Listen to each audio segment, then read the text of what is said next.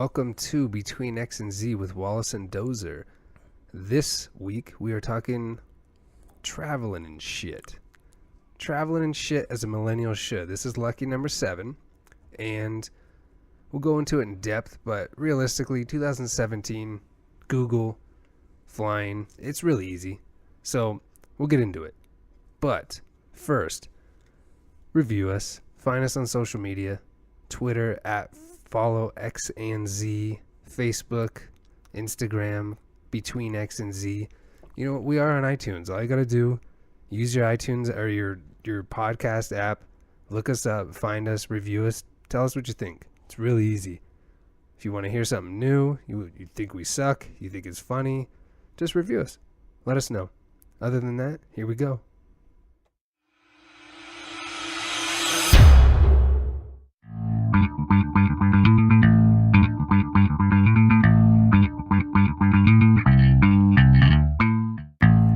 Welcome to the show. I'm Wallace. And I'm Dozer. We are back at it. I know you've missed us. We are live, baby. We are live, and I feel alive. I just got back from an amazing trip, and this is pretty fitting for our title today, our obstacle. Traveling and shit. Traveling and shit. And then you can also do a subtitle, Traveling as a Millennial Should, because now there's no excuse. Yeah. I feel like shit because I haven't traveled. I've just done a bunch of family stuff, and you know how holidays are with that. So I'm a little. You're alive. I'm fucking dead. You're burnt. No, you're burnt out. Yeah, you're burnt out. You were revving on red the whole time. Yeah. Didn't you have a ton of holiday parties in a row? String? Yeah. You set the record, right? It was like a record. There's a fucking world record that was broken in my household, but no, it's good. It's all good, right? I mean, it's a different type of.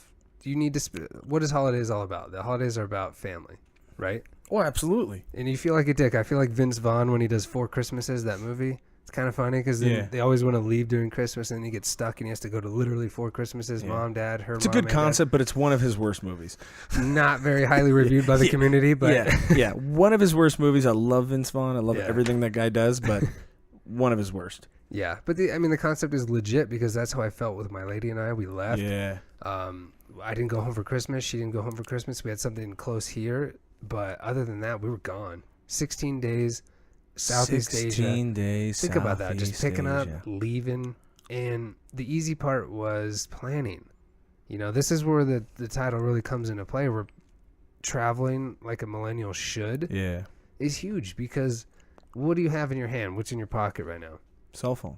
What can you do on that thing? Anything. Exactly. Yeah. I plan my whole trip on my phone, message boards. You know, this isn't the 50s, the 60s, the 70s, 80s, where you had to go to a travel agent, right? You had to have this person plan your trip, tell you where to go, give you your plane tickets, your train tickets, wherever it was, and then you had to pay that human being for shit that you can get by reading on your own. That's one of those industries that just, they still exist. They still exist a little bit, but I mean, imagine that, like, hey, I got a business idea, Wallace. We're going to, 30 years ago, like, we're going to take over the world of travel. You're like, well, great. And you lost everything. You lost everything because the majority of these people have traveled throughout their life, so they want to share the information. They're excited for other people to venture out into what they're doing, but you can't you can't do that anymore because people want to do their own shit. That's the beauty of, like, Airbnb. You know what's crazy, though? Yeah. Airlines are still fucking outrageously expensive. I have a beef with airlines after this trip because every trip that I went on, every flight was late. And it was coincidental that Jason Silva had tweeted out an article from the New York Times about what they call airport buffering. So they call it schedule buffering. Well, every airline, needs to have good reviews, right? They're always like, oh, Southwest, we're the number one. JetBlue, we're the number one. Because they do a schedule buffer where they're technically not late. So you're supposed to get there at a certain time. Airlines fuck you, though. They fuck you. It's the last industry that can fuck you. Well, yeah, because... You know what? You want to get to New York? How are you going to do it? Good luck, it? motherfucker. You got a bike? Right here. You can go down there, too. It's the same price. Yeah, that's nice. Same policies. You know, it's funny because I booked a trip to Florida this spring with a family member, and we're just going to catch some bass, Lake Okeechobee. Awesome. Yeah, pretty badass. But, you know, you get these Frontier Airlines. I got a real beef with that fucking company. $39 fares one way. $2 or $4 to pick your seat. Yeah, no, it's $4. It's fucking $12. Oh, to pick your seat now? $12 to pick your seat. Yeah. $35 for a carry-on. $30 for another bag. $10 if you're a male, right? Yeah. And if you want to breathe on that fucking thing, it's another $15. It's insane. That's how they get you. But it's still cheap. Come on. Delta, United, all those are pretty expensive. I think you could probably get some cheaper flights that work in your range. Yeah. For me, the ticket was the same. Yeah. Because think about that. So it's $12 for your seat. That's for one way. So that's $24 for a seat. Okay. Baggage. And then it's $35 one way. Yeah. That's $70 for a seat. So you're already $100 to just literally sit and take a bag. And that's hard to watch because, Southwest has made their whole company on bags fly free up to 2. So you're thinking like... Yeah, but Southwest herds you in like cattle, which I'm okay with. But they do herd you in like cattle. I hated that whole grouping section, but now they at least give you a number, which is, I used to walk by the cow or Southwest thing and do cow noises like, yeah, that's what they do. Herd you by cattle. But at the same time, they're efficient. They're quick. So Southwest of Asia is Air Asia. And these people were fucking on point. So for everybody listening, I did Thailand, Cambodia, Laos, and Vietnam. And it was really easy to travel because airline tickets were... God, I went from like fucking northern Thailand. Must sound dumb. Is it Lao or Laos? French terminology, since I didn't realize how much French colonization was there. And when how like everybody has those white stickers in the back of their car that'll say like UK. Yeah. You know what I mean? Like the circle thing. Yes, representing whatever country it is. Theirs was LAO. So you're technically apparently not supposed to pronounce the S. It's Lao.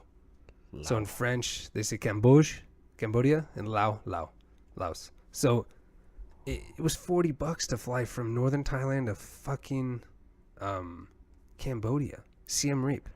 Yeah, which is amazing. Well, Europe's the same way. We went to Europe, and Europe is, Europe has a great train system. It's unbelievable. Which is an awesome thing to have. It's something this country should have. Mm-hmm.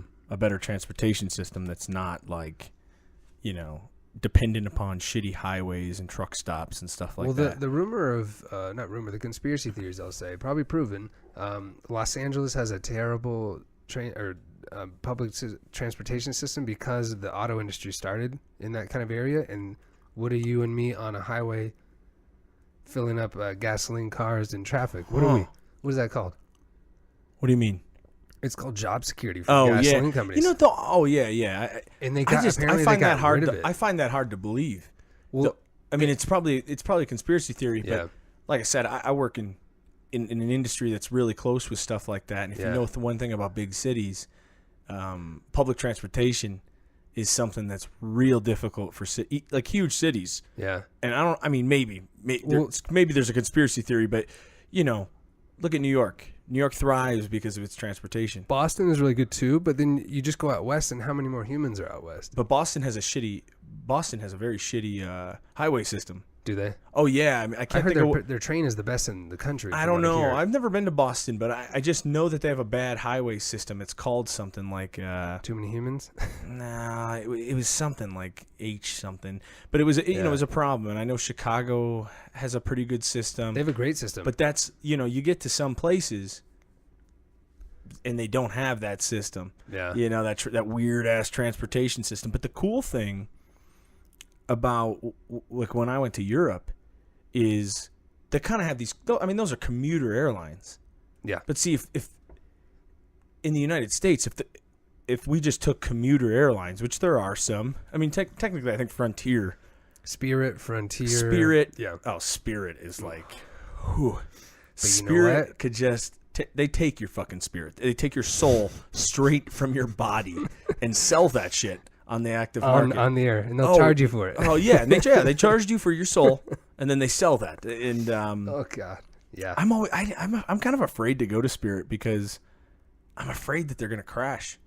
Yeah, like American Airlines crash. Words you probably won't hear unless it's like a terrorist attack. Spirit, you kind of go, hey, maybe.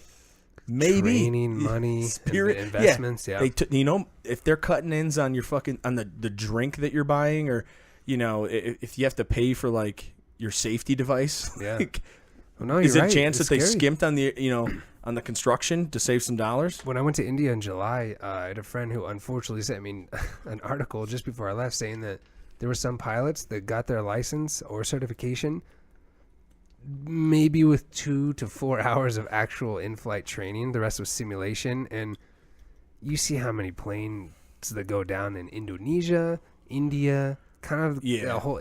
Isn't a lot of that maintenance though?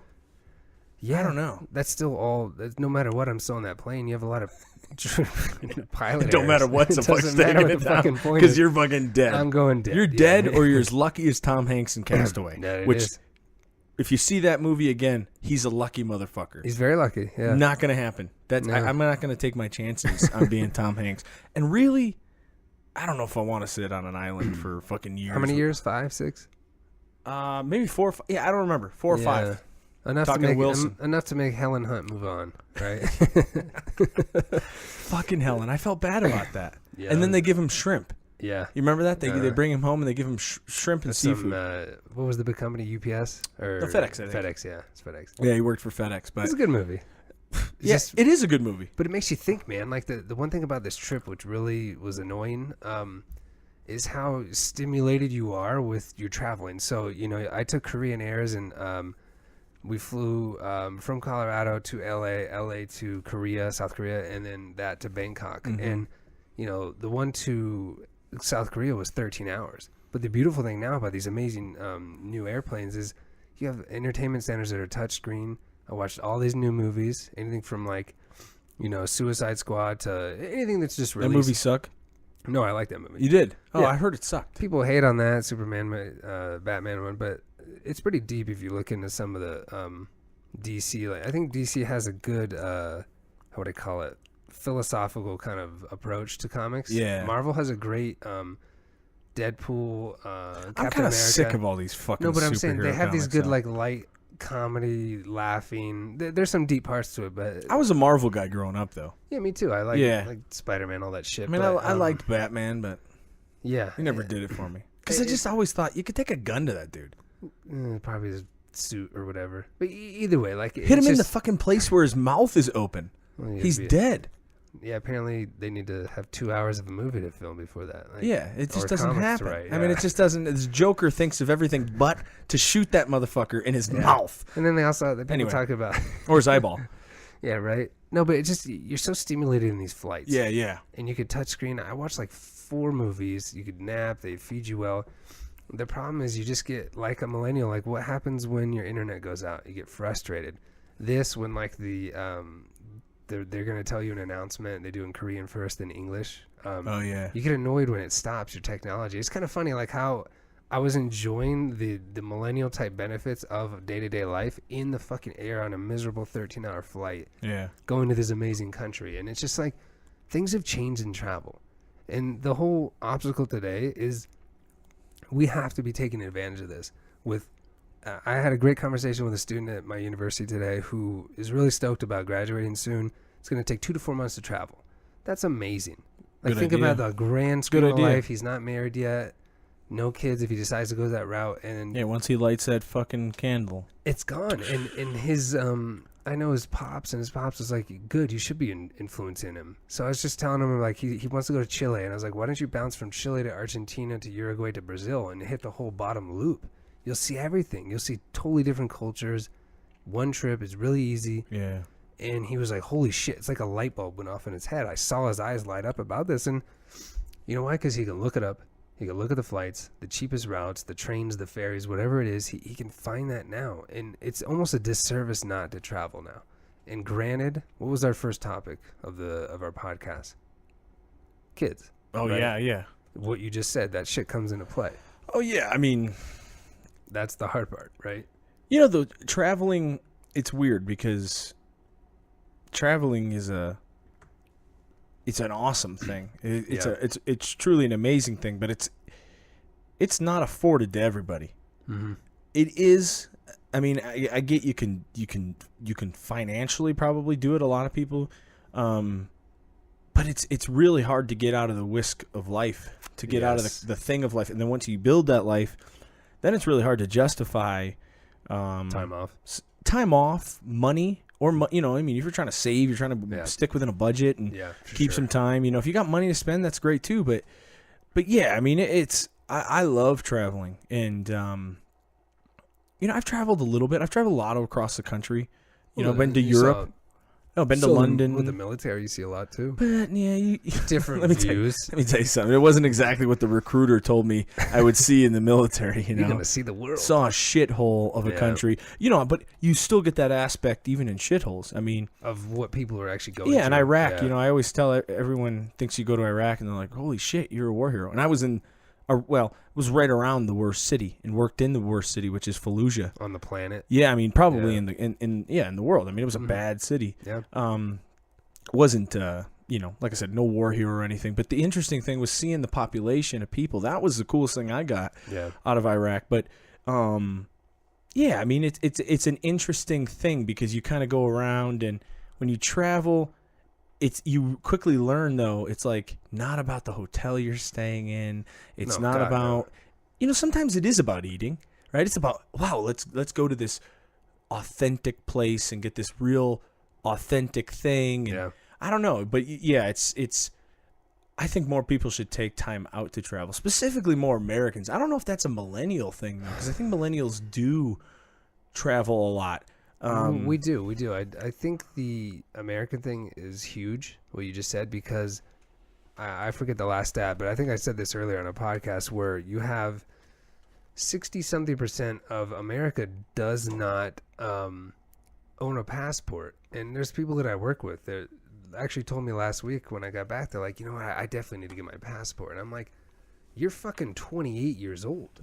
What, are you serious? Yeah. You haven't even been to Canada or Mexico? To me, that's crazy that Americans, there's so many stats of, you can look it up. I mean, stress, burnout, job burnout, it all ties back into unused vacation. I think on CNN, they just had an article talking about you're leaving money on the table when you don't take vacation. Granted, you have fake news, CNN. Just kidding. I had to throw that out there. But you have people that are self-employed. My dad was. You are. Yeah. And so, vacation is a big deal because it took my dad many years to recharges the battery. You have to recharge the battery. And I'm in an industry now that is compared to the tourism industry, which coincidentally doesn't travel as much as you should. I travel a lot now, and it's amazing because I feel alive. I'm coming back, and I had this Terrence McKenna type of psychedelic experience. He talks about traveling as being the second closest thing to a psychedelic experience that you can have. Your whole grid of your brain is now stimulated by something completely new. Yeah. Listen, I just think travel is so awesome. I mean, when you do it, it is a great thing. It recharges the batteries. It's shocking because we talk about millennials. I think millennials are probably good at that. What's interesting always to me, and now, again, this peg doesn't fit in every hole, but someone like my grandma, she's never even been outside of where she was born. Yeah. Maybe a few times they got wild and went one state south, or east. But it's like she's 80. What is she, 84? Same as mine, yeah. I mean, she's going to die. And she's never even seen many states. Yeah. That it's really that part is shocking to me because I get it. Everyone can't go around the world. No. I do believe though, if that's what you like to do, I think most people though like to travel because most people like to see other parts of culture. I mean, of course, there's some grumpy people who are like, "Fuck, I'm an American." I don't like to go see anything. But yeah, it is. It's really. I get how some people can't travel across the world. There's physical issues too. And there's financial. It is expensive. It is, but at the same time, if I took 8 months for this trip to budget, and I just think there's no excuse. There's but it again, you're smart. You did that. Well, I'm not saying that. I'm not putting you on a pedestal. Questionable. Well, yeah, always. But I'm not putting you on a pedestal. What I'm saying is you did it in a frame before you're married, before you have kids, before you're in a career. But I'm saying before you have thousands of external obligations. Oh, yeah. You have obligations. It's not discrediting your life. Yeah. And I think, that is the good thing about I would tell, truthfully, I would tell someone to skip college for a little bit and to go fucking travel the world. Well, even Obama's that's more worth than a fucking degree at a prestigious university. I 100%. Do believe that. Well, look at Obama's kid. I forget who's whatever the girl's name is that's doing it, but she's not going to college for an entire year because she's going to kind of figure out her life. And in Europe, they call that like a gap year. Well, yeah, it's called that here too. Fucking huge. It is fucking huge to really figure out like what you saw in Europe. Certain places you didn't like, certain places you liked. Military, same type of concept. You burst into this bubble that you have in America. It's really easy to get Chinese food because you have a Chinese population here. Indian food, or get the wrong representation of. One thing that traveling did for me was it changed my representations of people. Nice. And what I mean by that is, you as an American, it changed my representation of what an American is. So as an American, I saw what other people saw about an American. It's brutal. And some people say, I do believe America is the best country. There's no fucking question about that. I agree. There's no question about that to me. No doubt. And when people say stuff like that, it really pisses me off. Capitalism's death. I heard someone say that today as they're typing that on their computer that was created by capitalism. I mean, I think it's just that their job that paid for that. Well, you know what it is, man. It's just a lack of fucking understanding and being pretentious on some level, also, and like going with the lack opposite. Of appreciation of where you come from, and another huge part of traveling is appreciation, is being humbled. I saw women that were working jobs that the majority of the women and men would fucking gag at even doing, like, fishing for a life, bro? No way. Actually, yeah, that's the way of life. You are near a resource. You make money by taking resources from that to giving it to mainland or whatever. Well, and some people would say though, well, hey, we have fishermen here, but yet not the same. Yeah. Well, they're not. They have a tough job. Don't get me wrong. I mean, I would not want to be fishing in the Bering Sea in Alaska. No. Or fishing in Massachusetts, all across our coast. There's fishermen. Nova Scotia. But I mean, imagine being a fisherman, catching a couple fish and making but that's your life. Making like $3 a day, and that's all you do. I mean, salary. And not even just poverty, but like when I went to England, what I found fascinating is the way I knew life popped. It just kind of that's awesome. Well, because you kind of go, I do this because this is what I've done every day. There's so many cultural norms in this country that are, just they are so understandable. Mm-hmm. And every little country, because on a big level, American is a tribe. You're a tribe of Americans. Of other tribes, though, too, which is interesting. But really, unless, if you're born here, you're grown into that tribe. Yeah, and people come into this tribe, and they are Americans too. I'm not saying that's not where I'm going with anything. Yeah. But what I'm saying is like you quickly learn the cultures. I mean, being an American is a very unique thing, and it's weird, it's quirky, it's sometimes disgusting, it's sometimes awesome. There's some cool thing, but it is weird and quirky too. And I think we forget about those things. I mean, we worry about the weirdest shit. We have very strict things that you can and can't do. The sports we like. I mean, I think that's fascinating. Like Sundays are what? Football, and during a certain time of year, and then it's baseball, and then we have basketball and hockey, and we have so much choice. You go to England, rugby and soccer. It's soccer, and it's soccer, and well, they say that like that's just weird. It's the world's game, and it is weird because we are stepping out of this bubble. And the beautiful thing about the travel, I used to work and study abroad in university, and my favorite aspect was what you just talked about, culture shock. You get to leave, and then there's a culture shock, and then people kind of feel isolated, but then there's like a counter culture shock when you come back to the U.S. because like, wait, why do we do that? Why do we waste this much? Why do we leave electricity You've just opened your idea. That's what the Terence McKenna psychedelic aspect of traveling is. You are literally breaking your routine of this day-to-day kind of thought pattern in your brain, and you're shattering it. But I mean, and that's actually why some people like psychedelics, because while most drugs, you almost can't even say psychedelics are drugs. I mean, they are. Anything that really alters your mind is a drug. Entheogen, But most drugs don't do that. Most things in life don't do that. You know, education does. Yep. You know, and I'm not even just talking about formal. I'm talking about education in something. Changes the way you view things. Spirituality, that can change the way you view things. Yeah. Relationships, again, changes the way you view things. Psychedelics and I mean, there's others too. Yeah. But travel is one of those. You're right, because yeah, that was a weird thing, you know, is like England. Because I just love England. I could live there. It's fucking awesome. I would tell my wife, I've told my wife, I said, you know, I would retire there. And it's expensive as fuck, so it's real hard to... Not anymore. Well, it still is. I mean, the pound, I think the pound's $1.22 to American dollar. But it used to be $1.50 for like ever. It did. When we went, it was $1.50. But trust me, I think you know, England really knows what the fuck they're doing. They've known for years what they're doing. Where all the banks come from. They're smart, man. Yeah, you know, and they're classy. They're not. One thing that I found to be very cool about English people is they're very abrasive, but in a good way. Americans can be abrasive and harsh. Yeah. But English people are like, you know, like I just found it funny we would talk about someone in a bar. You know, because we're dumb Americans, and we'd be like, well, you know, oh yeah, that guy's English. Do you know this English guy? And they're like, oh yeah, that fucking cunt. You know, it's like, oh yeah, like I thought the same exact thing, but in America, it'd be like, oh yeah, that guy, he's all right. You know, they're direct. Well, have you ever seen the English Parliament? Yes. Fucking fascinating.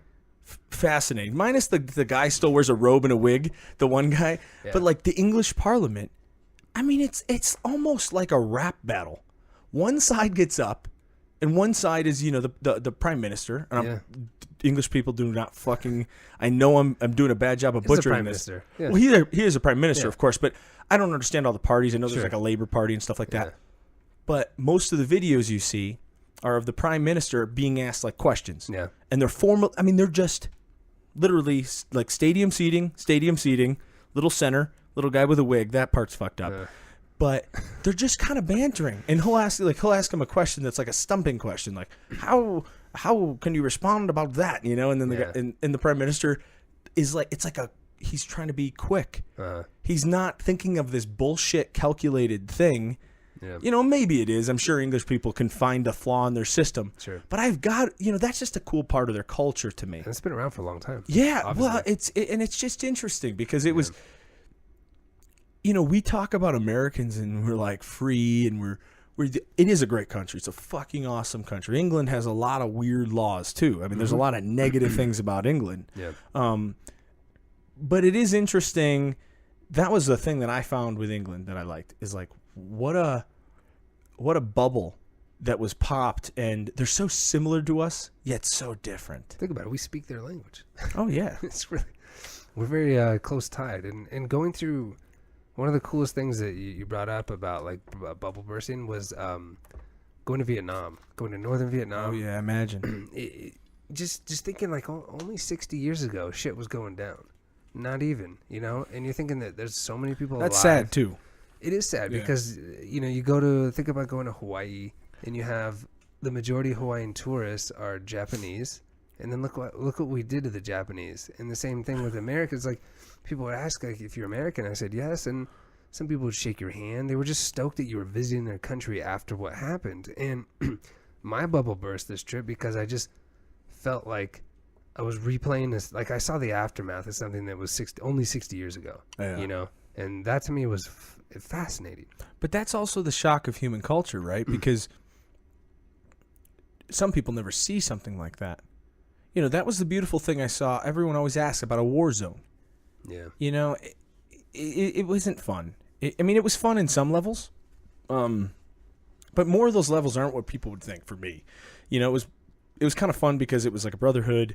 It was like we were there more for a humanitarian mission too. Yeah, and it was dangerous, and we did things that were dangerous. But brought democracy, right? Like, yeah, I mean, it's counter-insurgency, but the thing is you kind of see what you're saying is like, wow, look what the beauty, but also this is what we could be too. And that's, I don't know if that makes sense, but It does. If we don't uphold, and I say we in this prestigious way, but we are. I mean, the concept that democracy's got a lot of fucked up situations, but the thing about standing freedom, at least the freedom we have, right? And sometimes we lose that freedom depending on what it is, but yeah, being free and knowing that like this is the opposite of freedom, or really corruption, or really bad situations. Like we always talk about a disparity of wealth here. Like, go to another country. That's not a state, but England's a bad example because there is a pretty good disparity of wealth there. But like, go to India. India's a big one. What I saw in July was horrific as far as like an extreme elite.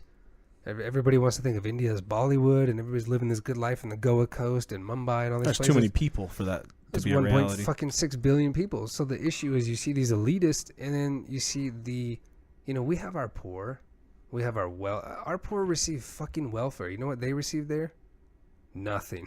They don't receive shit. That was what I saw. And it was that was a tough trip because of the stress that I felt, an unbelievable gratitude of where I came from, parents who were working and just trying to provide for their seed, and my how would I call it? I felt that my country is not for. I didn't take it for granted anymore. In 2009, I left for Paris on a one-way ticket, hating America, like thinking like, fuck this, I'm gonna do this and this and this. Yeah. Over the years, I've completely boomeranged because it's just we have it good here. But I think the thing where people always get this catch is good isn't perfect. We're not perfect. Shouldn't be. And there are things that yeah, we are really crooked on. I mean, and there are things that as a country, we compartmentalize. We forget what we did to the fucking Indians. I mean, we do forget that. Like, same with the English. Well, but there's just so much things in our history that colonized. We forget what we did. Yeah. But yeah, we got it pretty damn right, man. I mean, and this, I'm not sucking America's dick here, but the thing I think that was the biggest deal for me in every trip I've ever been to, is really seeing, wow, like some people, they truly have nothing. They have absolutely nothing. Their life is so different than just like the worst person in this country's life. And then danger. I mean, like, think about that. Like, go to Mexico and deal with fucking Mexican cops because they're horrendous. You go to any Mexican resort. Rogan's talked about this. I've seen this. You go a couple blocks outside of your resort, and there's tanks of military people waiting to get rid of anybody, any drug lord. Yeah, it's a corrupt country. It's very corrupt, and unfortunately, it gives a lot of things bad name. The funny thing about my travels is I told a lot of people, I was like, I'm going to do a Southeast Asia trip. It's going to be awesome. I'm going to go to all these countries. Yeah. I didn't even know that Vietnam or Laos was communist. They're the remaining four: South Korea, China, Vietnam, Laos. And I felt more safe in that country than some parts of America. You mean North Korea? North Korea, sorry. Yeah. And then I didn't look at any news for the 16 days I was gone on purpose. Found out about the Berlin thing. I found out about... when did you find out about that shooting? After I got back. Did I tell you? No. I wasn't the first one to tell you? Nope. Oh, I thought I was because the way you responded, actually. No, I just was shocked that, like, nothing happened on the trip that I was on in any of the countries that are supposed to be dangerous. And then I come back to the United States and there was something that happened in our Florida airport. And it's just awful. It's fucking awful to think that still gets in the way of people traveling. That kind of keeps people in the bubble because, like, well, I'm not leaving. There's too much shit that's going on out there. Yeah. Bitch, no. Well, I think too is there's a clear thing of danger and safety, because I think sometimes in other countries you're not necessarily in danger, but if something bad was to happen to you, I mean, even like basic stuff, like if you got hurt, you got really sick, you got robbed, then that's really when safety does come in, and the United States is a great country. But yeah, I mean, as far as like danger, listen, even the people that like go on those trains in Europe and it blew up, or got a terrorist attack, the Paris thing, yeah, dude, that's pretty rare. I mean, it happens every day. I know someone's gonna say, but how many people are in this world, and how many dumbasses are in this world too? Yeah, and how many, yeah, you go to like a lot of Middle Eastern countries, parts of Africa, you're in danger. There's serious danger, and they don't give a fuck about laws. They don't care about where you're from and the consequences of doing something to who you are from where you're from. But yeah, I think we do that a lot as Americans too. Is like we pinpoint these countries as like, oh, that's unsafe. It's unsafe to travel. And no, you're right. There's a safety here. I remember in San Francisco, I worked with a guy who was from the Philippines, and you're talking a president or whatever he is that is fucking awful. He openly told people to kill people that are involved in, if they think there's a drug deal going on, or a drug deal. And that goes with the addicts too, is what it is, I think, with the. And he admitted to, even when he before I bet you they're regretting no Pacquiao. Oh God! And he was killing people himself. Like, he's like, fuck it. And I had a friend who was traveling there for a month, and he didn't see anything bad. Like, it's just we do see the bad. And then so going back to my Filipino friend who was working in San Francisco, he did say that. He goes, There's an overall safe feeling that you have here that you won't have outside of this place. Oh, of course. You could dial the police. You could text the police. You can go to a... Well, because in some level, we have created an extreme bubble. And sometimes it doesn't seem that way with, like, you see shootings and you see problems or killings. But we have created this almost bubble sphere of, like, healthiness and prosperity and well, really just a system. I mean, it's one efficient system. They're very developed too. Yeah. I mean, the way a fire department works in this country is incredible. Earthquake prevention. Yeah, I mean, just everything, disasters, man. Yeah. I mean, look what happens when a child is missing. Yeah. I mean, an Amber Alert. Yep. It's fucking awesome. It's incredible. What we have here, child's missing in a lot of other countries, and it's like, oopsie doopsie. Oops, yeah. Oops. No, it's very sad. And you see, I remember crossing the border from Costa Rica to Nicaragua, and all the posters were about human trafficking. You don't see that shit here, even though some of the biggest trafficking comes like near us in Colorado, and there's still a shit ton of trafficking. Well, it does come to the United States. Absolutely, it's still here, and it's just like you said, there's shit that goes on, and then we react to it. We know about it. We're very developed in that place, and that kind of a progression. But other countries, you go back and there's nothing going on. And oh no! But it's still amazing to see, because that still warps your reality, and the fact that we've come a long way. And we're a tribe here. You are right. There's this beauty that there's tribes everywhere. Look, go watch the Olympics when the Americans are playing. You just get these chills coming on. And other countries can say the same thing. Brazilian national soccer That's team. one of the cool things about the Olympics. Yeah, you get so much pride. And, coming home was awesome. Granted, it sucked for the travel, but I did feel good. One of my favorite things about traveling is getting back to the United States Customs and having the person just say, where'd you go, blah, blah, why'd you do, and then welcome home.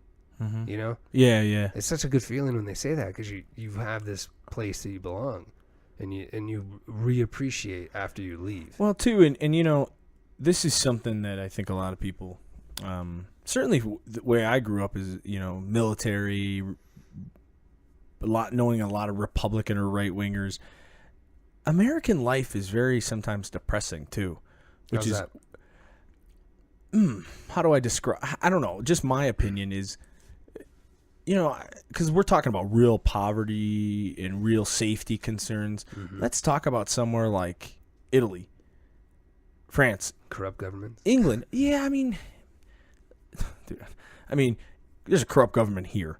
Yeah. The U.S. government is, and some would say, I love this country. Yeah. But the U.S. government, I separate them almost from this country today, because there are. And I'm not trying to be so political or crazy, but my point is like, I don't judge something on the corruptness of their government. Now, unless it's like a dictatorship, I'm talking about lifestyle. Gotcha.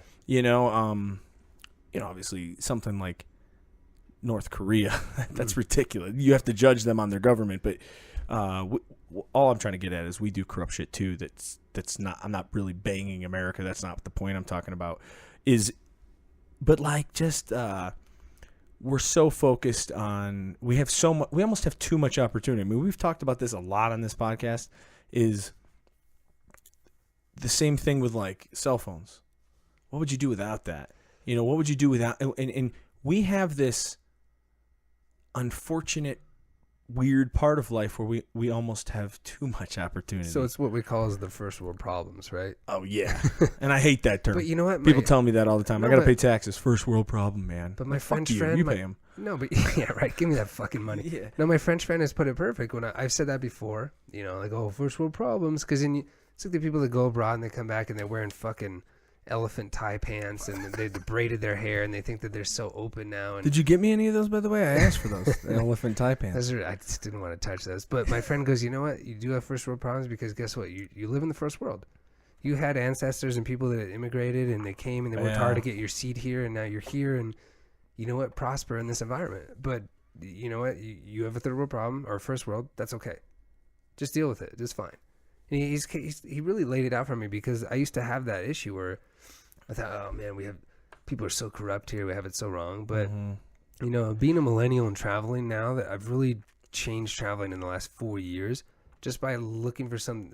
Yeah. What do I call it? What I look for now when I travel is completely different than what I used to. I don't know if that's starting to climb the hill and you get older and you want to see more of the history, more of the culture versus more of a city and a party. I don't know. I don't know because I don't know if climbing the hill in travel are normally necessarily together. Yeah. Because what you were just saying though is exactly what I, to clarify what I meant is I don't think there's a perfect government in the world. And that's why politics is such a weird thing. Not to get on that, but Canada's pretty good. But no, they're not. Yeah. I mean, talk to a couple Canadians. And they're like, fuck this place. Well, I mean, they got some weird shit too. Yeah. Canada's one of the countries passing a lot of laws on speech. I mean, that's what Jordan Peterson is about, know. And I don't know if that's Canada or education changing too. But they're very very left. Yeah. So it's not a matter of whether you're left or right. I wasn't talking about that with politics, but it is first world problems.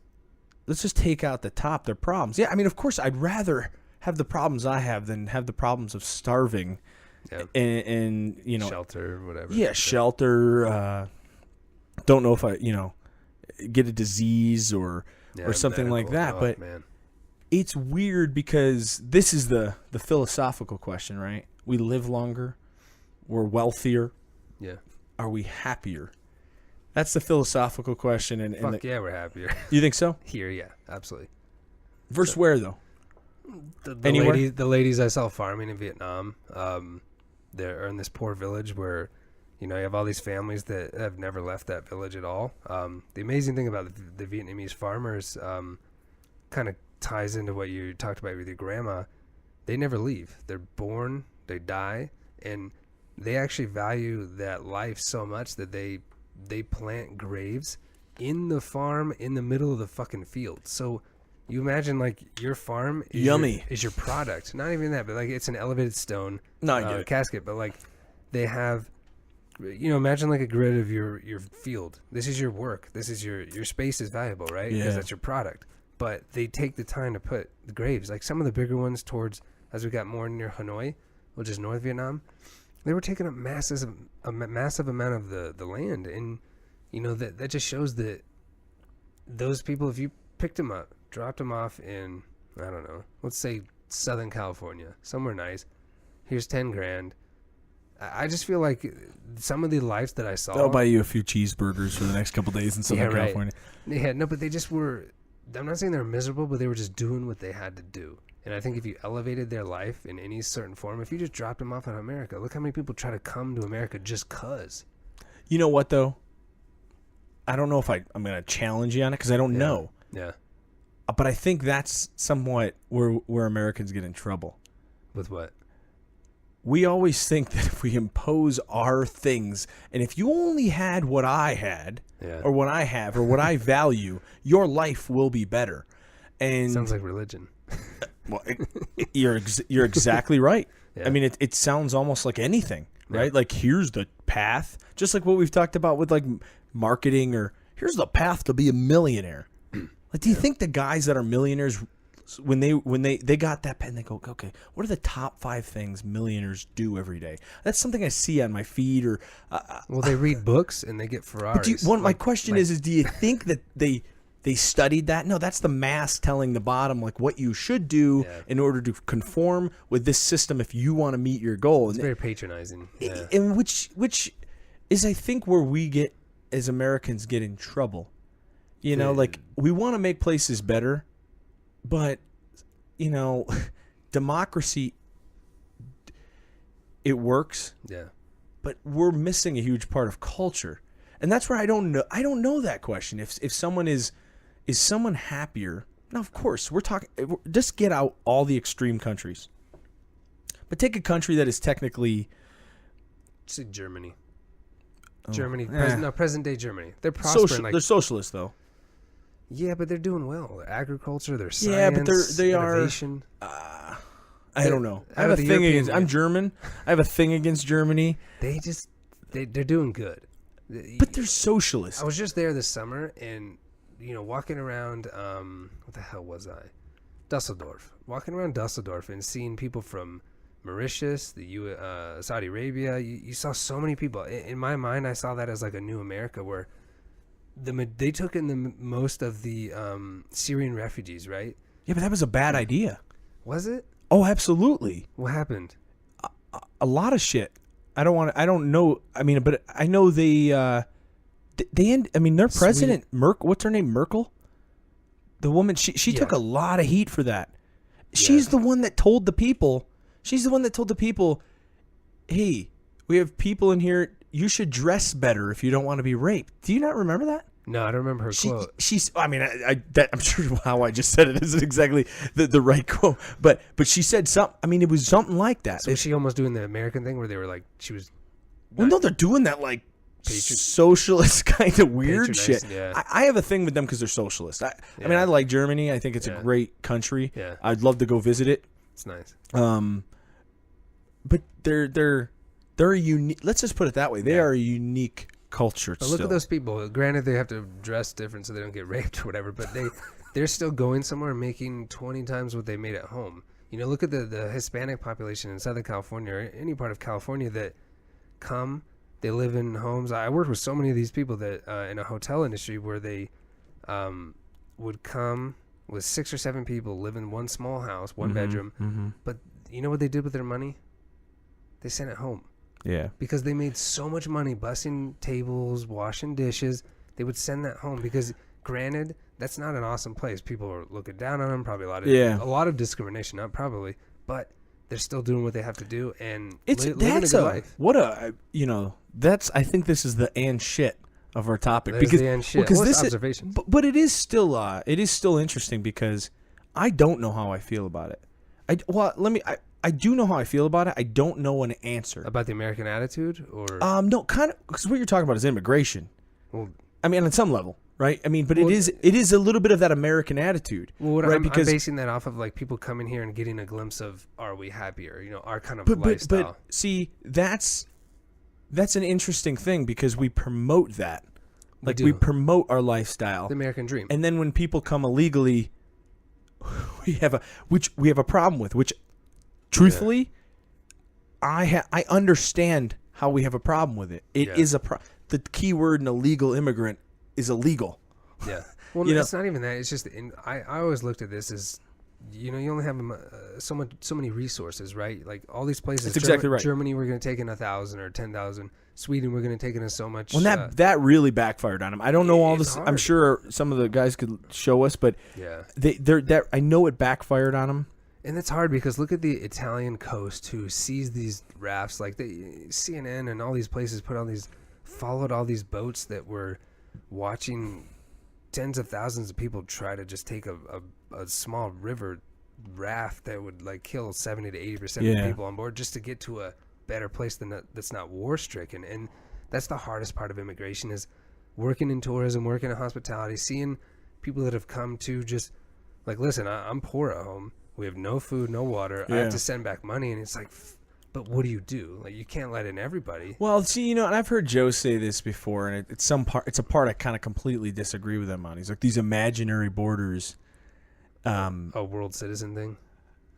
Yeah, but unfortunately, we can't even decide the simplest of shit together. So how can we be a world, we're all world citizens. Yeah. And this is what I would say to people that I don't know the answer. Yeah. I do feel bad. I don't think the answer is the Donald Trump method of just kicking out people. But it is an interesting topic that I think we don't look at, because here's the real thing. Try to go to another country as an American and try to just work there. Or try to go to Canada illegally. And I'll tell you what happens to you. You're fucked. Yeah, and England. I think England, when the Syrian refugees were trying to get there, even France had that one camp that they just destroyed actually recently. The hell is it called? Someone will find it, but I do know what you're talking about. Yeah, and they basically England posted a public warning, saying if you are caught working illegally, you will go to jail. It's not hard. It's very easy. Same with the U.S. And your issue is correct with I went to France, and I was actually on the very bottom of the totem pole, where first they give the job to the French people. Yeah. Then the second is European Union, and then third is any foreign immigrant trying to get a permit. And I actually agree with that, because of course it's not hard. You're going into their tribe. There you go. That's a good way to put it. Do it on the simplest of level. Yeah. Right? This is my house.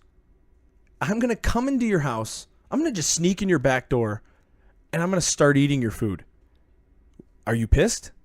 Yes. Wait, well, hey, man, this is a fucking socially constructed wall that really no, fuck you, man. It's my house. Yeah. And it's like, yeah, we are lucky. We were born on that side of, this side of these borders. But there's people that have worked for it too. Look at the rags to riches people. Absolutely. There's no handouts. And I do believe that people should be able to. should come here. But and I think really, not to get into a political thing, but Mexico. Why people have a problem with Mexico is because most illegals come from Mexico because they just hop a border. Yeah. Versus the people from all over the world that have to legitimately put it in through a process that sucks. This is red tape. And I think we always gets classified because of racism, because the right is real extreme racist and the left is like, no, don't be racist. But the thing where we're bringing this back to travel, what I think is kind of fascinating about it is when you do see these other countries and kind of how they operate, and that's the beauty of America, though, is, we have a set system, but it's almost like a lot of people understand our system. Yeah. And they either reject certain things, which is, I don't disagree with them on. Yeah. But it's kind of like most places are sprinkled with Western society. I'd say Switzerland is pretty close to that when I lived there, because they, when I was living there in 2013, they had recently voted to close the borders to immigration, in a sense that a lot of people would live in a cheaper country, like say the German border or something like that, or the northern part of Italy, live there, then cross the border, work in Switzerland to make more money, then go back. And there was just a lot of issues that Switzerland had with closing off, and the vote was like 51-49 to pretty much cut off European Union people coming into their country to make money. Yeah. I unfortunately saw their point, though, because they're one of the richest GDP per countries in the world for a reason. They're only 7 million people large, and they're prosperous because of they have resources. I always go back to taking it even lower than the tribe shit is resources. How many people are you going to let into your tribe to take your food, to take your water, to take your buffalo hunting grounds that you've worked so long to get? You know what I mean? It's just a... But where that gets skewed? Game. Where that gets skewed is oil countries. Oof. Because that is exactly... See, that's the thing that always, as a guy that was in the military and does love this country, that's the thing that really pisses me off sometimes about democracy and this pursuit of America and every corner of the world. We say we care about equality and freedom and rights, and that's why we're going to go to Iraq. That's why we're going to go to Afghanistan. Well, there's a crazy motherfucker in a country called North Korea that is murdering people. Publicly. Yeah, because, well, you looked at me the wrong way, Wallace. You're dead. Kill him and his entire fucking family. Publicly. But we'll kind of let that one go. Yeah. We'll kind of let that one go. But hey, don't get nukes. Just stay in the corner, doggy. But we got to really attack this. And it's like, food. Well, it's just. I think it's dog shit. I think people, whether you're left or right, how don't you see that? Yeah. And like it is shocking because we live in a world that is great and beautiful, and like you do have first world problems, but it is subjective. That's what you're talking about, like where you saw the Swiss side is it's kind of like, well, yeah, because they're trying to preserve what they have and what made them them. And sometimes in America, we need to give everyone everything. But we're picking and choosing. We're almost like that. This is going to sound bad, but we're like Jared from Subway, because it's bad. But let me get there. Yeah, keep going. Well, because it's like we put on a fake front. That guy had a fake front of kids, like a kid thing, but he likes to rape kids. Not that is a bad connection to America. But on this level, I do agree with that. Like, we pretend to be this prestigious thing about that, and to me, travel has done nothing more than show me that on some level. And I respect a country more when they're like, "Nah, we're good, man," because I think England's like that. Yeah, England is like that. Like, we're gonna stick to our shit. Yeah, but they obviously ran into their problems with I think the Brexit being more of a decision geared towards the older people, not caring about the younger. But you know what? Like you said, there's no perfect country, and the amazing thing about my last 16-day trip over the break was, I didn't turn on the news once. I didn't read a fucking newspaper. I didn't do anything besides text my close ones with WhatsApp, and I felt like timeless because it was just this moment that I had where going back to, how do you pronounce the last name? Steve? Is it Kotler? Yeah, Steve Kotler. The Jason Silva Kotler. Steve Kotler talks about the flow state, and I truly hit that with traveling because it was just this fucking time. I didn't know where I was, how old I was, nothing. You're not really worried about bills. You're not really worried about shitty parts of life or in the hypocrisy of what we're talking about with governments, and that was beauty. That was the beauty in travel that I think that every millennial needs to do it at least once a year. I think every person needs to do it. Every person. And I saw a lot of young parents, though, on the road for the first time in a long time. A lot of people climbing the hill. They look definitely in their 30s. With their kids? With a baby. In Thailand? Absolutely. I saw a couple in Laos with their baby. And I need that dude's name because he gets an award.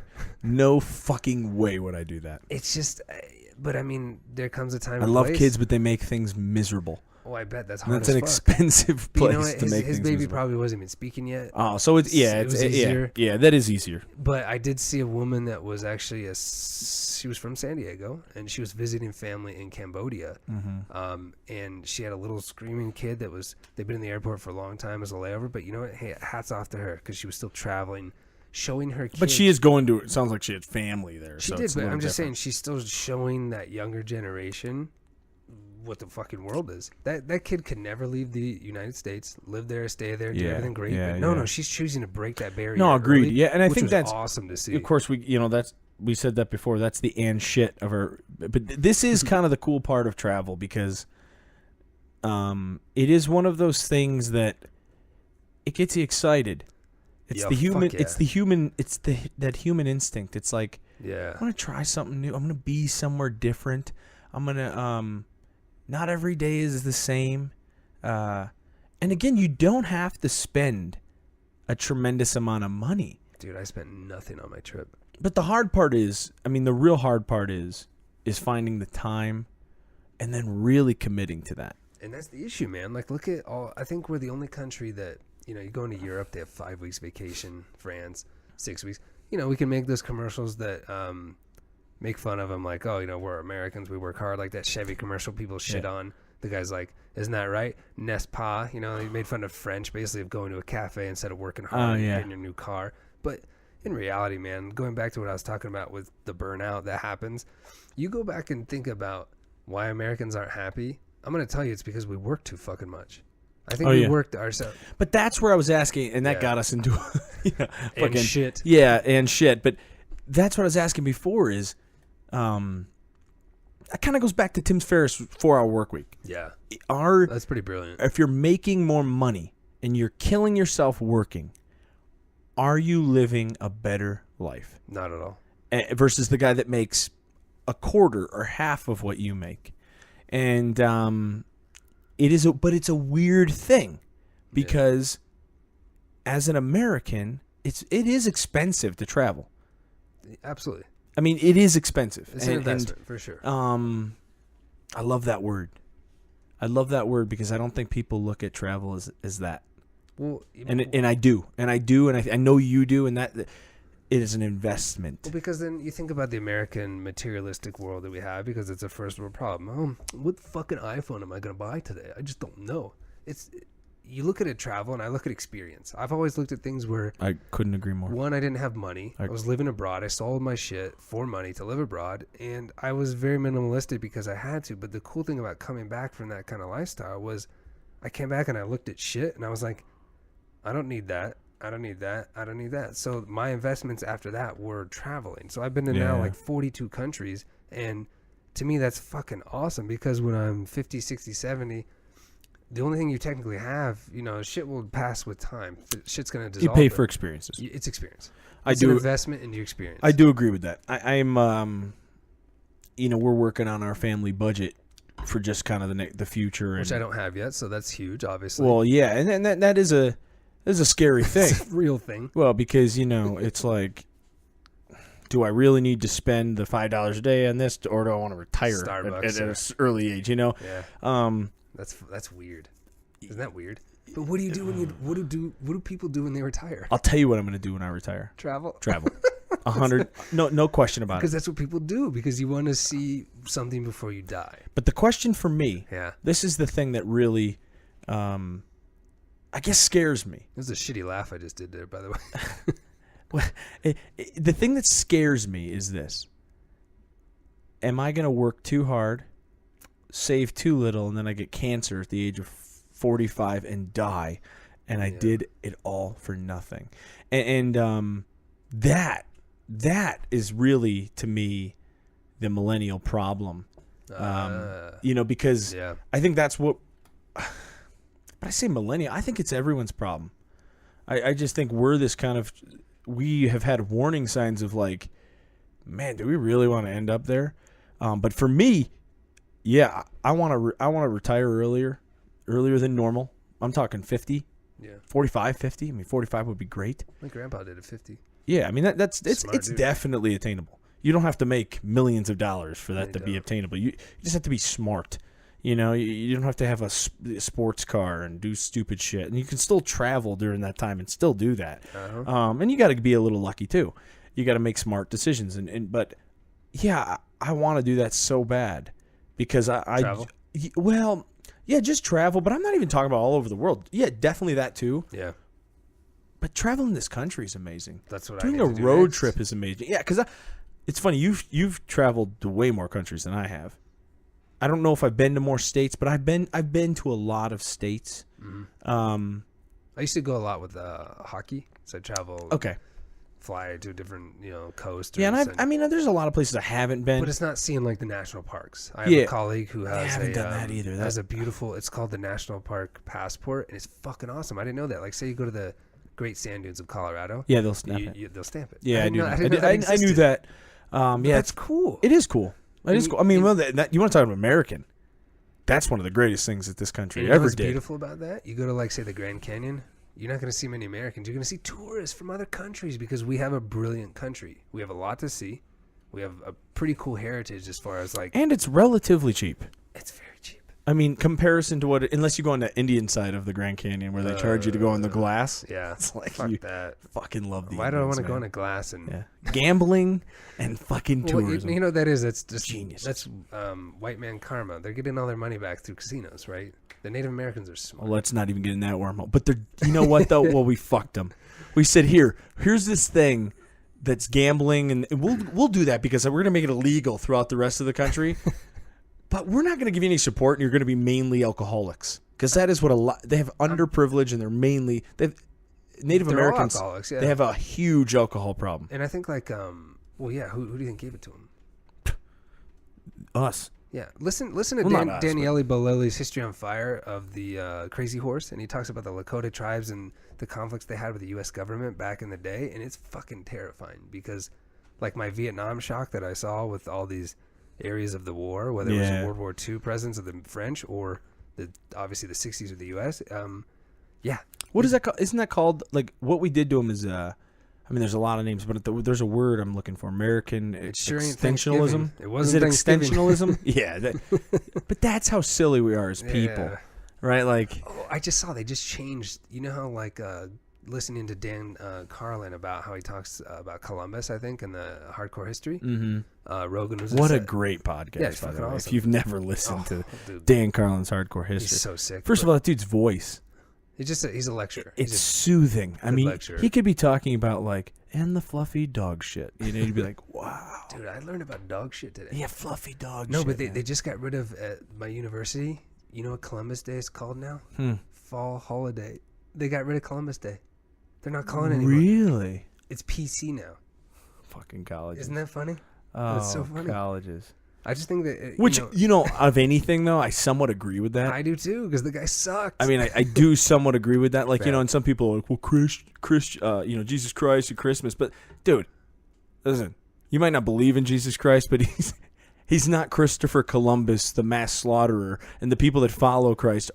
Yeah, those people are crazy. Some of the extreme people that follow that, just like the extreme of Islam. Mm-hmm. Not all of Islam is crazy, Not all people that believe in Muhammad or believe in Christ or believe in whatever the religion is are fucking nuts. It's just these extremes. But Christopher Columbus, that was a lie that was passed on to us as like, well, he did this and he's an amazing person. He shared the turkey with the Indians, and and then the savages turned on him. And then they burned their camps and killed their families, but no big deal. No, he didn't. No, but he sailed the ocean blue. Didn't he bring disease to? What are you talking about? The Nina, the Pinta, and the fucking Santa Maria.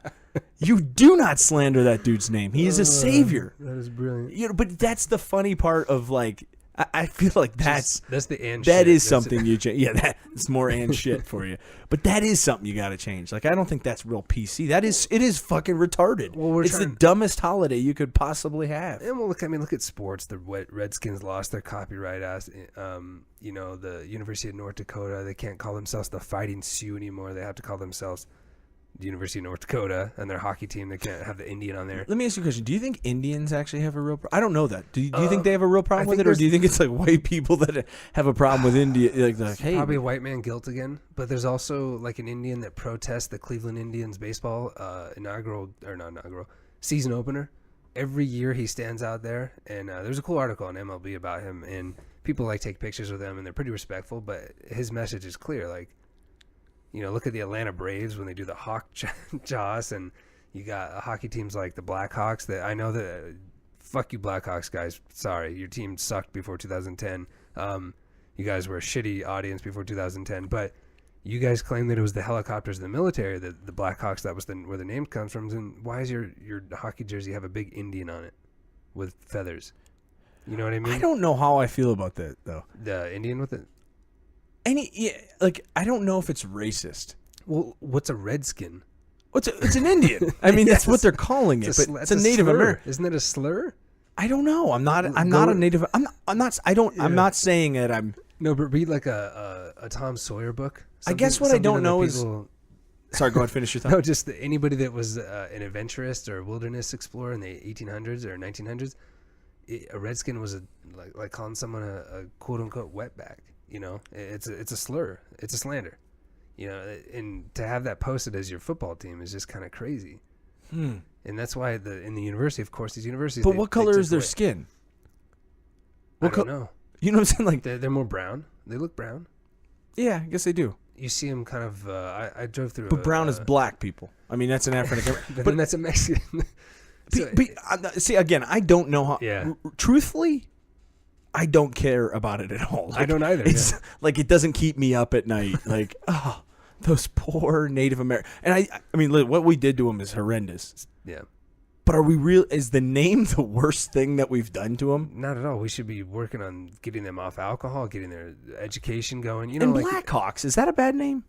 Redskins, maybe. I'm not worried about the name. I'm just saying, like, no, I'm not saying you are. By the way, I'm not attacking They just you. have the big Indian face on their like jersey. the Cleveland Indians And the Atlanta Braves with the hawk. And But wouldn't you want to be? That's what I'm saying. Like, I get it. It's a hawk. It's the Seminoles, the Florida Seminoles. Oh, there you go. Yeah.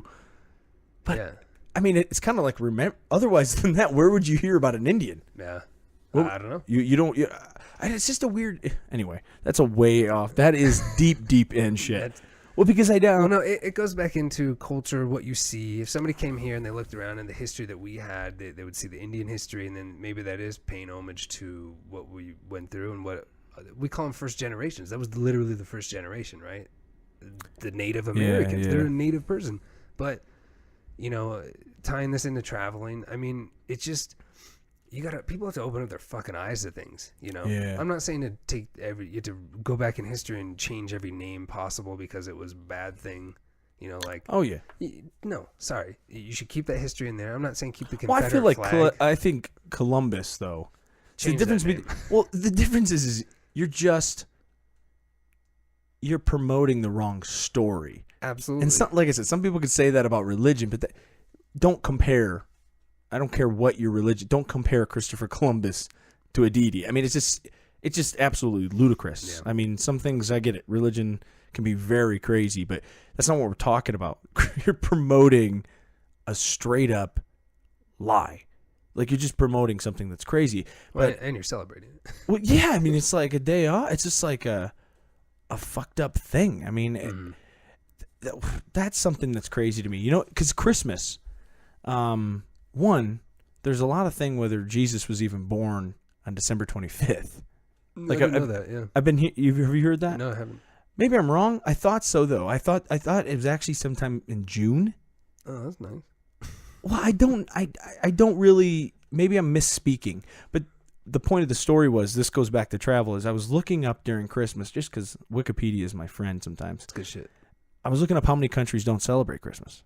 Like, throughout the world, don't celebrate it at all. I mean, everywhere I went this Christmas. Well, there's some very obvious ones. Well, there's some very obvious ones because Christmas is a Christian holiday. Absolutely. But it's funny, in like Japan, they celebrate Christmas, even though, I mean, there are Japanese Christians, but the majority of the country is not Christian. Yeah. They celebrate it in more of the Santa Claus aspect and the holiday aspect. Yeah. And I believe the same thing with China. They celebrate Christmas in a holiday aspect. You know what's cool about all these Southeast Asia countries I went to that are mainly Buddhist? They don't celebrate it, but you know what they do? They're open to it, and they have signs everywhere because it's respect. Effectively, that's what from the research I was looking at. Yeah. That's what it seems like Japan. No, they had Christmas trees everywhere, and New Year's Eve stuff, but realistically, they don't even celebrate that New Year's in these Buddhist countries. They celebrate more the Chinese New Year, so which is the year of the lion, whatever, the ox, the rat. But they out of respect, and in America, Starbucks got shit for putting like a red cup because it was like Santa, and that means it's Christian and it's bad. Here, they didn't give a fuck. They're just saying, I gotta tell you, I hate that. I hate it too. Do you never? It's so weird today in today's society when someone's like, "Merry Christmas, Happy Holidays." You can't say Merry Christmas now. But what do you mean I can't say Merry Christmas? What are you killing people for at Walmart on Black Friday? Yeah. A TV for Christmas, materials. Materials for Christmas, like for joy. But it's funny how religion is bad. Yeah. Right? And I get it. Religion can be very bad, but you're doesn't have a good history. Yeah. But we're still fine with doing the fake bullshit part. Like you said, that really goes back to the American.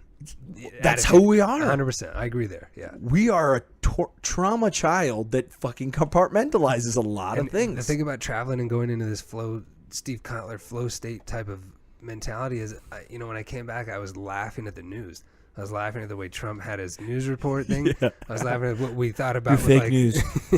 Sit down. I was just laughing at like You're how mean. We are. You're right. It's it's absolute ludicrousy, or hypocrisy that we live in this country that is so amazing, that has so much opportunity. When I was living in Switzerland, the funny thing is all the Americans hosted a Thanksgiving. It was really cool. So November 2013, we all cooked. We didn't find turkey, but we found chicken, and we made this amazing meal for about 22 European students that were on Erasmus, their gap year, all there. And somebody wanted us to explain what Thanksgiving was about, and I was a dick. I was drunk on red wine, and I was like, well, one white person came and killed all these Indians, and someone's like, shut up. But that's actually what it's about. I know, but that's the silliest part, though. At the end of the day, I was just talking about family, and we just bullshit it, the whole thing. But this one, what's the concept of the day? Yeah, and this one Italian girl, the conversation went into gun control, of course, and she made a really good point that still sticks with me 4 years later now. She just said, like, what you were saying earlier, people do we should be almost an example for a lot of people. You know what I mean? We should have this, like, people look up to us, and it's a sense of, look how big the elections are here to the whole world, because what we do here changes everything for everybody. Yeah. So she does have a great point about us needing to set a better example. And so when you travel, when she's talking about guns, though, right? No, but she's talking about, like, what America's been doing and just certain things. She wasn't bashing it. She was just saying, like, you guys are in a situation where you're so prosperous, you should be doing the right thing. You know what, though? Which is hard, though. How is that? This is exactly why I think, and this, I'm not going to make this political at all, but it is interesting, because I think this is exactly why Trump won. Because I think kind of Americans, the majority of Americans, are sick of being in charge of everyone else and then getting slapped in the face for it. So, I mean, I agree. We should hold a standard, but it is somewhat discomforting. Like, when we need help, no one comes to aid. Like, we're $19 trillion in debt. I do believe that I this is a personal thing, but I am very big in kind of seclusion. The American seclusion. I don't mean don't help anyone. I'm just saying, like, what we are saying a lot of false bullshit. Like, we're not promoting this. It's about equality. Well, then, if it's about equality, we have a lot of fucking countries to really attack. Then, okay, we have a lot of countries to attack, and maybe you should attack countries where they have absolutely no clue what's going on. Like I said, North Korea. I mean, you really, those people have no clue what's going on. If anybody hasn't seen the Vice documentary about it's fantastic. Shane Smith, it's fantastic. And then even the follow-up, quote-unquote follow-up with Dennis Rodman's ambassador thing that he goes in. Well, obviously they don't let Shane Smith in anymore, but one of his, Vice correspondents went in with him, and those are fucking fascinating. Absolutely. Yeah. Oh, well, I mean, Vice, man, I love Vice. Oh. But that is where I kind of come up with that for. It's like, I think we shouldn't have our hands in everything.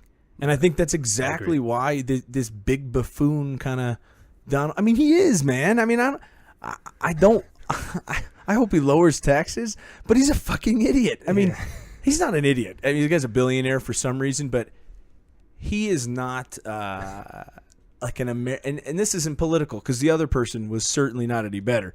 But that is the point of, like, this American thing is, and Joe has said this a lot of times, we're putting a lot of weight into one person. It's a lot. It's a lot of weight into this dude. Yeah. Yeah, he is a figurehead, and they're going to put snippets on. Yeah. But the real problem is this, what is that called? I think it's like American extensionalism, probably. Yeah, isn't that? I mean, it's basically like where we believe that we have this God-given divine right to the world, and we got to give that out. You know, I think it's almost a human thing, though, because if you traveling and look at the history, the French were everywhere. They colonized Vietnam for over 100 years. China colonized Vietnam for over 1,000 years. French colonized Cambodia for many years. You just have, like, yeah, but you know what? When someone's superior, it's different. What? The word colonize. Because colonize is like, you know what, motherfucker, I'm gonna live here too. This is a pretty cool place you got here. That you put your feet up on the couch and you start watching TV. You go, hey, what do you want? You don't mind if I take that, right? Yeah. That's colonization. Yeah. we have a presence. There's some, but with colonization, there's some financial benefits. I'm not suggesting that we do it, but that's why. But they weren't doing it to help people. They were taking resources too. That's my point, though. It was for a financial gain. Yeah. I don't know if we can compare. Maybe it's the modern version. Maybe you're right. Are we doing it for oil? There's always that type of shit. Well, then fucking just say it. For God's sakes, just fucking say it. Yeah. I am sick of saying, oh, well, we're doing it for equality. Because I just look at the list of countries that are on there, and it's like, for a long time, we didn't do shit with Cuba. Yeah. And talking about those people, they have hardly any resources, man. None. I mean, it's like cocaine and cigars. The people to the south of us, the people that we complain about hopping a border so much. A lot of them are actually going back, which is crazy. Because they're afraid of probably deportation. Yeah. It's insane. And the more you travel, man, the more I realized, not going back that we have a privilege here, we should have our hands in everything because we're supposed to be telling people what to do. But people just, I don't know, man. They just think that the American dream still lives on outside of our borders. We like to complain that our first world problems are, there's no American dream. It's dead, man. You can't do this. No, it's actually still here. It's fucking awesome. You could start your business, become rich, get a house, have the kids, do whatever you want. Yeah. We have a nice freedom here. It's fucking awesome. I do not take that for granted. It's just, I don't know, traveling all these places. What's really cool about the Southeast Asia, and I'm going to sound like somebody that went to Burning Man, and everybody's going to roll their eyes. It's great, man. There was so much peace there, though. A lot of people felt at peace. And even in, like, Cambodia, when they're obviously a way poorer neighbor trying to slip into Thailand to make money, Laos, same thing. Yeah. Very poor. Yeah. But they still had so much connection to their heritage and happiness. And, like, they're just happy that they got out of a horrible slaughter in the 80s, French colonization as well. And, like, I don't know. I mean, it really changed me in the sense of what, I thought about our podcast a lot about what makes you happy. Is it money? Is it this and that? And these people have nothing, but they're still very happy. And I still agree with that. It's just, if you did inject a little money, I could see them being even more happy. And that's what travel is. It's just a fucking ride. It is a ride that I hope more people take. 60% of the U.S. not having a passport when we have 315 plus million people. That's pathetic. Yeah. That's a disgrace to what you could be seeing. And millennials are changing that, which makes me happy. Yeah, and like I said, I think though, it's I agree. Travel's awesome. Yeah. I mean, it seems like we probably got to wrap this thing up, but travel is awesome, and what you get out of travel, then you can have some perspective. Who knows what the fuck the perspective is, right? Like you've traveled to a lot more countries, but at least we've both traveled, and it's not like, oh, you're more divine or more you have more right, but it has opened my eyes, and everyone I've talked to, traveling has kind of opened their eyes too. I mean, even truthfully, even traveling, if finances are a big deal, or time, even traveling across this country is a big deal. To go to a different state, East Coast to West Coast is a huge world. That's another world. Go to the South. go to the Midwest. Mm-hmm. Go to an inner city. Look at my Thanksgiving chalk. The Midwest, first time. Yeah, I mean, and I love. You know what I love? Inner cities. Like, you got to be real careful, but I find that there's a real beauty to an inner city. There's a peace, and with what I do for a living, I'm in a lot of sketchy areas, and of course, man, there's some inner cities that this white ass ain't going to. Chicago, L.A., certain parts of that place, but I'm talking about just lower class neighborhoods, inner city. Just getting a different perspective instead of sitting on your high horse and your computer. But I do think I always bring the negative aspect of the millennials. I feel like I always highlight the negative one, because I think this is something. Millennials are changing the world, or the way we're traveling, the way we do things, and the way we've there's been inventions with travel, but technology almost kills that too, because some people feel they understand more because they looked at something on Google. And that is fucking far from reality. That becomes the social justice warrior. Those people are cocksuckers. Following. Yeah. They haven't gone out and done it, like. They haven't done anything. Once again, I always tell people, if you're complaining about something, this was on the Jocko podcast. I think they were listening to a horrible war. Have you been listening to that lately? Yeah, he's good. Yeah, he's fucking really good. He's good. I just haven't listened to it. No, he just it's just, you know, it could be a lot worse. First world problem is a funny problem because it could be worse, but then actually going somewhere, instead of being a social justice warrior and complaining on YouTube comments or slamming articles on whatever website you're getting it from, actually going and seeing different shit is what has really changed me. And like seeing some of these people here that had nothing but still had unbelievable smiles, went through war, went through horrible social issues, they were still breathing. And that really boosted my human spirit. That was my world citizen moment. But you got to be open to see that. You do. And I think that's the thing, because some people hate travel. But some people can't even see a poor person without going, don't come near me. So you gotta be open to see that, and it's acquired. It is difficult. Well, it is acquired because we are selfish people. A human ego. Oh yeah. I mean, other countries have their elites too, and they're course. They're very segregated. Look at. But South the problem Africa. is the lower has no way to talk to the upper, and that's the unique part of America. The lower is like the upper in most countries. They'll knock on the door. Yeah, I mean, and it's just anyway. I mean, way over what we normally do because I think we've just been off for a while. This is 7. We're gonna be a little bit more consistent now. Absolutely. Yeah, we got to wrap this thing up. I mean, feels good to be back. Absolutely, man. It's good to be back. It's good to just talk traveling and shit. Traveling and shit, or traveling as millennials should. Absolutely. Yes. Yeah. So hit us up, obviously on those social media, and really review us. Let us know how we're doing. Give us feedback. Give us topics or thoughts or anything. Correct us if we're wrong. Shoot us an email about obstacles. I mean, betweenxandz@gmail.com. Don't send black dicks like the Rogan thing that he made fun of. If you want to, that's okay. We'll just delete them. That's great. Send fine. Black dicks. Send us something. No, but I don't care what it is. Follow X and Z on Twitter, Facebook, Instagram. Is Between X and Z. It's all there. And once again, like Dozer said, iTunes. Find us, review us. Just let us know. Yeah, let us know. So we're going to wrap this thing up. This has been episode number 7 of Between X and Z. I am Dozer. This is Wallace. Hey, keep